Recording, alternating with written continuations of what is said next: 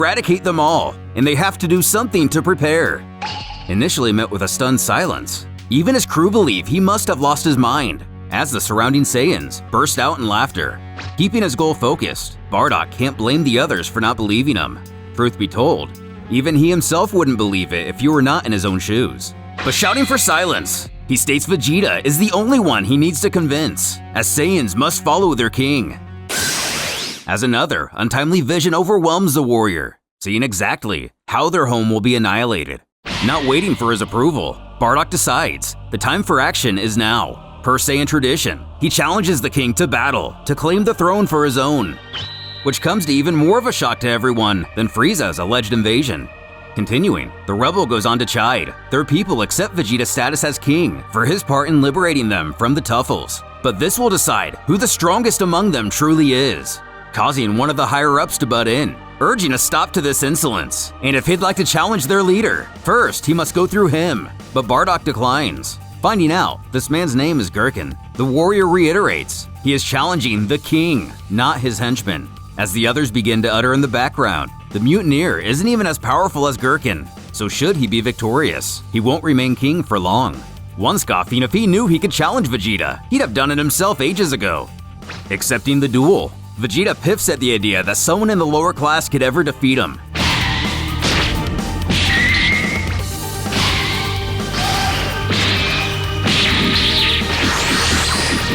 Admitting he now sees why Bardock is considered an elite, the warrior growls at the foolishness of the king, snarling while he was sitting on his throne. He himself was off fighting, laying waste to dozens of worlds, claiming his superior strength.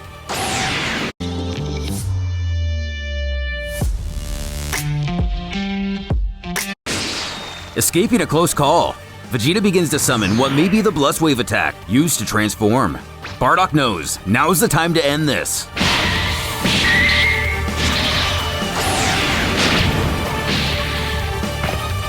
Removing the pendant from his neck, Bardock emerges the winner.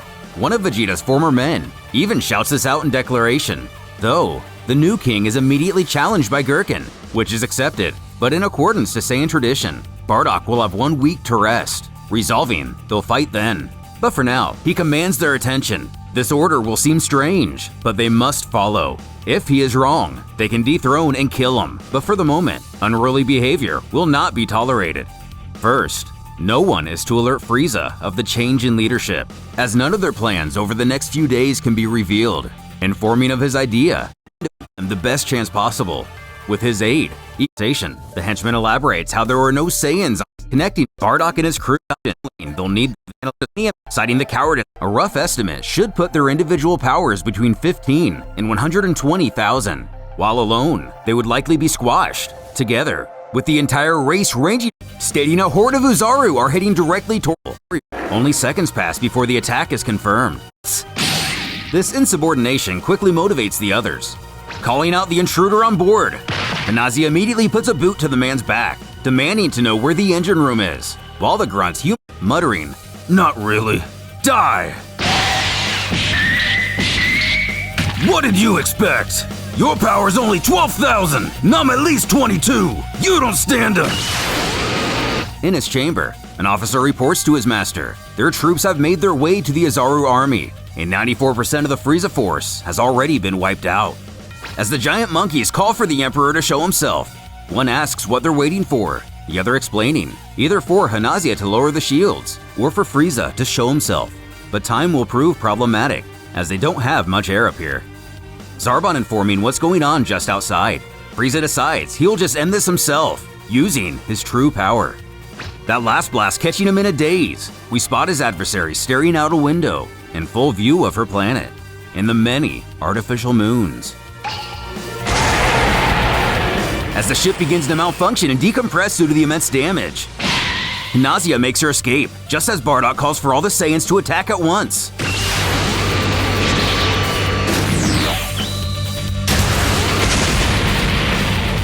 As their tyrannical dictator is over-encumbered by the blast, chants ring out through the Uzarus, praising their new king.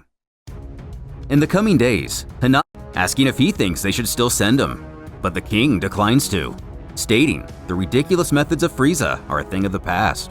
They will take the Earth and many other worlds one day, especially those in Frieza's empire, but together, not merely sending their young, declaring, the Saiyans don't take orders anymore, they give them, ushering in the long reign of the dreadful Saiyan people on the galaxy.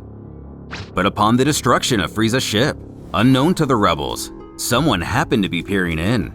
As it's reported here, he'll be an elite.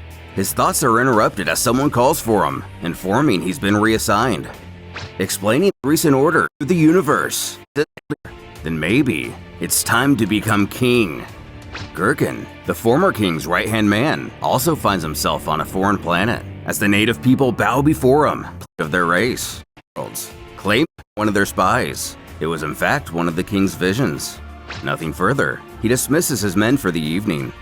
Walking up to him, she smiles, frost demons aside. Things are looking pretty good at the moment, aren't they?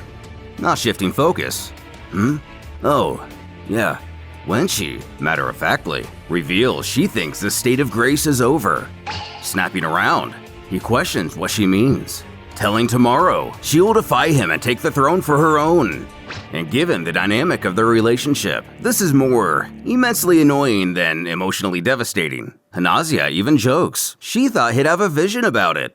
Though Bardock's plan wasn't finished, he didn't need to be the king, just for his people to listen to him. So instead of risking a duel he likely wouldn't have survived, he calls out to the citizens of his world, announcing, today will birth a new leader for the Saiyans. As tradition, the king is to be the strongest warrior among them. Since he himself is not participating, their leader will be whoever comes out standing. Though the victor takes the throne, himself and Vegeta Sr. will remain as consultants to the Empire, as they must combine their strength and strategy to maximize the power of the Saiyans as a whole. The audience members clearly retain their loyalty to the both of them. Morning turned to afternoon. Only 4 Saiyans remained. Seconds. To maximize the power of the Saiyans as a whole. The audience members clearly retained their loyalty to the both of them. One by one, the tournament moved along, most matches only lasting a few seconds. In fact, the majority of soldiers refused to go against any of the elites. But as morning turned to afternoon, only 4 Saiyans remained. As Hanazia grapples Gherkin from behind, she bellows for him to just give up. But as a stubborn warrior, never! I will be king of Saiyans. Choking him out, she is declared the winner, leaving one more bout before the final match, Paprika and Vegeta Jr. But the latter and Nappa object, declaring that won't be necessary. Dropping Paprika to the ground, Vegeta informs the last fight was taking too long, so they decided to have at it in the meantime, insisting there are witnesses to confirm no cheating was involved. 2 of which piping up, admitting it was a close battle, but the kid is tough. Not caring either way, Hanazia tells him to get in the ring, wanting to be crowned before nightfall. Calling her over, Bardock warns her not to kill Vegeta, disputing it's a duel and she can do whatever she wants. The current king sighs. He knows her intent. But one day, that child will grow up, and when that day comes, he'll be even stronger than her. And he's going to be a very important person, and the future and fate of all the Saiyans depends on him. Asking if she understands. Cutting to Paragus in the crowd, he points out the Vegeta family to his son, assuring they're no longer a threat after previously wanting to kill Broly. Even as little as he is, the prodigy is too powerful now, and when he gets older, he will be the one ruling the planet.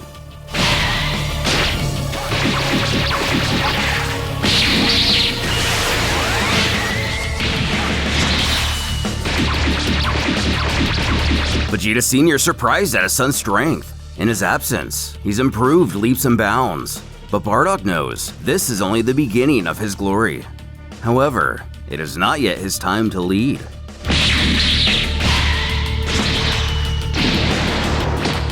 His will holding out better than his body, Vegeta tries to push himself off the ground. Grunting through stutters, he will be king. As Hanazia coldly quips, maybe in your next life. Horrified of the boy's fate, Bardock grinds his teeth shunning Hanazia, who grins he not get his pants in a bunch, assuring she respected the final wish of the king, and the kid will be fine. Eventually,